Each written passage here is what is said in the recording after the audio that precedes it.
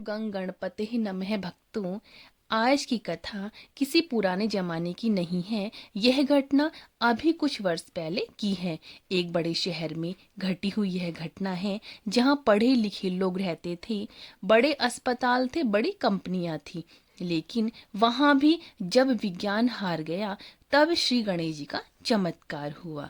भक्तों, कथा को पूरा अवश्य सुने, कथा को ध्यान से सुने। दिल्ली जैसे महानगर में एक मध्यम वर्गीय परिवार रहता था। पति आईटी कंपनी में काम करता था, पत्नी स्कूल में अध्यापिका थी। उनका एक 8 साल का बेटा था, उसका नाम था आरव। परिवार सामान्य था, पूजा पाठ कभी कभी हुआ करता था, समय का अभाव था। लेकिन पत्नी की एक आदत थी, हर बुधवार को वह श्री गणेश जी के सामने दीपक जलाती व उनका पूजन किया करती थी। एक दिन अचानक आरव को अजीब सी बीमारी ने घेर लिया। डॉक्टर ने कई टेस्ट किए, रिपोर्ट साफ आई, पर बच्चा दिन प्रतिदिन कमजोर होता जा रहा था। माँ घबरा रही थी। एक दिन अस्पताल के कॉरिडोर में बैठी हुए रो रही थी। तभी एक व्यक्ति साधु जैसा माँ के पास आया और आकर बोला, बेटी, बुधवार का व्रत श्रद्धा से किया करो। 21 बुधवार तक तुम व्रत करो, भगवान को दूर्वा चढ़ाओ और उनके सामने बैठकर वक्रतुंड महाकाय वाले मंत्र का जाप करो। इतना कहकर वे साधु चले गए। जब माँ ने पीछे मुड़कर देखा तो वहां पर कोई नहीं था। अगले बुधवार से उसने प्रण किया और नियम लिया, और उसने वैसा किया भी। बुधवार को वह सुबह जल्दी उठी।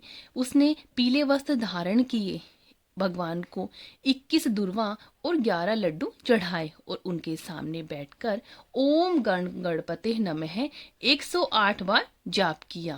पहले बुधवार कोई बदलाव नहीं हुआ, दूसरे बुधवार भी नहीं हुआ, लेकिन 7वें बुधवार को डॉक्टर ने कहा, हमें समझ नहीं आ रहा, पर बच्चे की रिपोर्ट अचानक बेहतर होती जा रही है।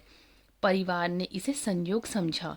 14वें बुधवार को आरव खुद चलकर मंदिर गया। 21वें बुधवार को डॉक्टर ने कहा, अब बच्चा पूरी तरह से स्वस्थ है।